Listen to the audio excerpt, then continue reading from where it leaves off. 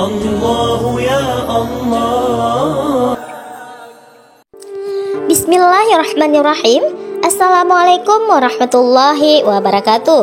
Alhamdulillah wa syukurillah, kita bisa berjumpa lagi di channel ini. Harapan dan doa saya, semoga saudaraku semuanya selalu diberikan kesehatan, dilapangkan rezekinya, diampuni dosa-dosanya, dan dipanjangkan umurnya. Amin ya rabbal alamin. Sahabat beriman yang dirahmati Allah subhanahu wa ta'ala, sejak kecil kita selalu diperingatkan untuk tidak bersikap buruk kepada orang tua. Jangan sampai kita menjadi anak yang durhaka, yang suka membangkang dan menyakiti hati orang tua. Karena kita semua tahu ridho Allah berasal dari ridho kedua orang tua. Akan tetapi sekarang banyak dari orang tua yang kurang menyadari akan sikapnya terhadap anak, sehingga sikap yang dirasa benar oleh orang tua ini bisa dikatakan mendurhakai seorang anak. Ada satu kisah menarik yang mungkin bisa kita jadikan sebagai pelajaran. Suatu hari, ada seorang laki-laki menemui Umar bin Khattab untuk mengadukan perihal kedurhakaan anaknya tersebut dan menegur perbuatannya. Setelah ditegur, anak tersebut bertanya kepada Umar, "Wahai Amirul Mukmin, bukankah anak memiliki hak atas orang tuanya?" Umar menjawab, "Benar." Lantas anak tersebut bertanya, "Apa hak seorang anak?" Lalu Umar pun menjawab, "Memilihkan calon ibu yang baik untuknya, memberikan nama yang baik, dan mengajarinya Al-Quran." Kemudian si anak tersebut berkata, "Wahai Amirul Mukmin, ayahku tidak pernah melakukan satu pun dari apa yang Tuan sebutkan itu.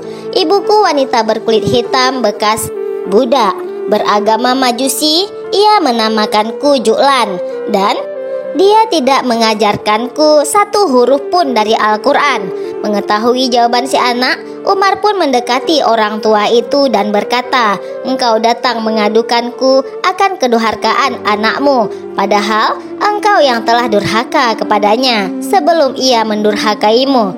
Engkau telah berbuat buruk kepadanya sebelum ia berbuat buruk kepadamu." Mendengar jawaban dari Umar, laki-laki tersebut pun meminta maaf kepada anaknya dan berjanji akan mendidiknya dengan baik. Dari kisah tersebut bisa disimpulkan bahwa ada dosa besar yang dilakukan orang tua terhadap anaknya, entah disadari ataupun tanpa disadari. Lalu apa saja dosa besar orang tua terhadap anaknya tersebut? Yang pertama adalah bersikap kasar terhadap anak. Sebagai orang tua, kita tidak sangat dianjurkan untuk memaki anak karena perilakunya yang tidak kita sukai. Apabila kita menemukan sikap anak yang tidak bisa kita suka, hendaknya nasihatilah dengan lembut dan tetap dengan penuh kasih sayang. Rasulullah SAW pernah bersabda, "Sesungguhnya kalian akan dipanggil pada hari kiamat dengan nama-nama kalian dan nama ayah kalian. Maka perbaikilah nama kalian." Hadis riwayat Abu Daud. Oleh sebab itu, marah atau memaki anak sangatlah tidak dianjurkan, apalagi sampai memaki anak dengan memanggil nama yang tidak sesuai dengan nama si anak.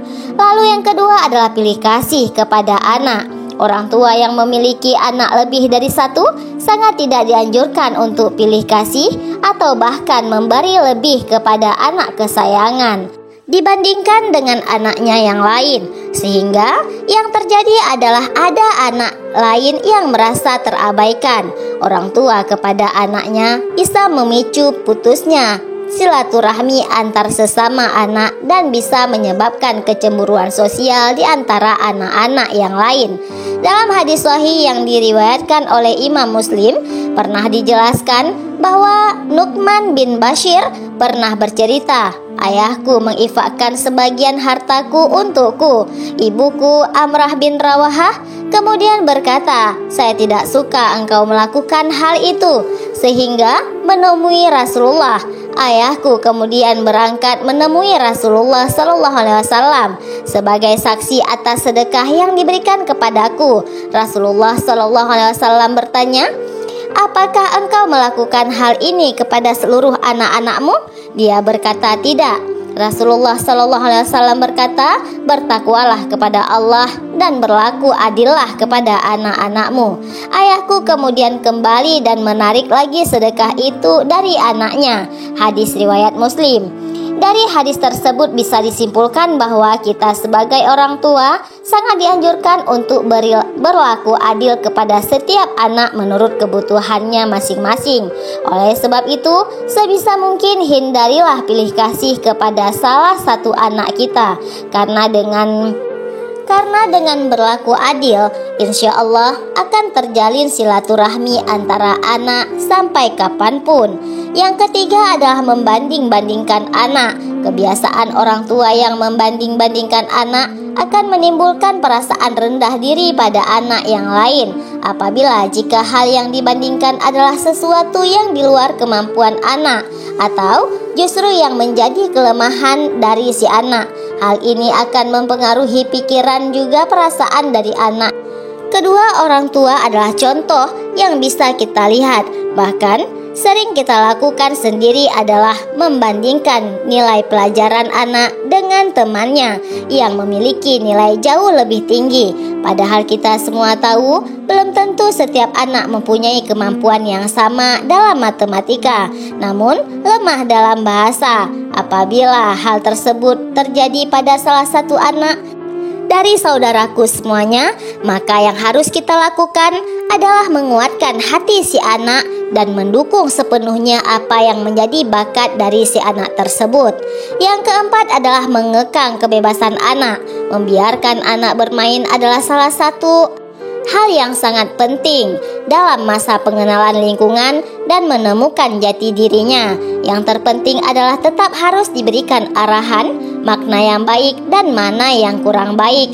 Akan tetapi tidak jarang kita sebagai orang tua justru malah mengekang kebebasan anak dalam bergaul dan bermain dengan teman yang dia inginkan. Karena kita semua tahu tujuan mengekang ataupun tidak memberikan kebebasan bermain supaya anak tidak terjerumus ke pergaulan yang salah. Hal tersebutlah yang akan menjadikan si anak mampu berpikir dan mendapatkan pelajaran penting perihal perbedaan dan mampu membedakan mana yang harus ia teruskan bersama teman-temannya dan juga mana yang harus dijauhi. Oleh sebab itu, hindari kekhawatiran yang berlebih terhadap anak. Yang terpenting adalah keterbukaan anak dengan orang tua harus tetap terjaga. Tujuannya supaya si anak akan lebih nyaman bercerita kepada orang tua apabila ada sesuatu masalah yang belum bisa ia selesaikan. Disinilah kesempatan kita sebagai orang tua mengarahkan kepada anak mengenai yang mana yang baik dan buruknya akan suatu hal. Yang kelima adalah mendoakan keburukan kepada anak. Berdoa bukan hanya di setiap selesai mengerjakan sholat saja, bahkan setiap ucapan yang keluar dari mulut orang tua semuanya bisa dikatakan sebagai doa. Terkadang kita sebagai orang tua tidak sadar apabila mendapat anak yang tidak mematuhi perintah, kita langsung berkata buruk kepada anak tersebut. Padahal setiap ucapan yang kita keluarkan dari mulut orang tua merupakan doa yang bisa langsung dikabulkan oleh Allah Subhanahu wa Ta'ala. Rasulullah SAW pernah bersabda, ada 3 doa yang tidak mungkin tidak dikabulkan oleh Allah. Doa orang yang teraniaya, doa musafir, dan doa keburukan orang tua atas anaknya. Hadis riwayat Tirmizi. Oleh sebab itu, berhati-hatilah dalam berbicara kepada anak. Berpikirlah terlebih dahulu apabila hendak marah kepada anak dan hindari sebisa mungkin terbawa emosi saat marah kepada anak, apalagi sampai menyumpahi si anak dengan ucapan yang kurang baik, karena hal tersebut bisa saja terjadi kepada si anak di kemudian hari.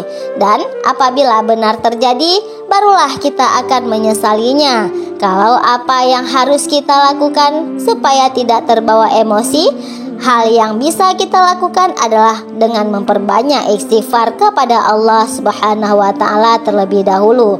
Lalu tanyakan alasan kepada si anak perihal apa yang menurut kita atau orang tua menjadi kesalahan dari si anak. Kemudian beri Berikan perumpamaan dan saran, lalu kembalikan kepada si anak supaya menentukan pilihannya. Insya Allah, si anak tidak merasa tersakiti hatinya dan mampu berpikir bahwasanya hal yang dikerjakan tersebut kuranglah baik dan harus ditinggalkan. Yang keenam adalah tidak memberikan pendidikan kepada anak. Yang dimaksud pendidikan dalam hal ini bukanlah sekedar pendidikan sekolah saja, akan tetapi juga menyangkut beberapa macam aspek kehidupan.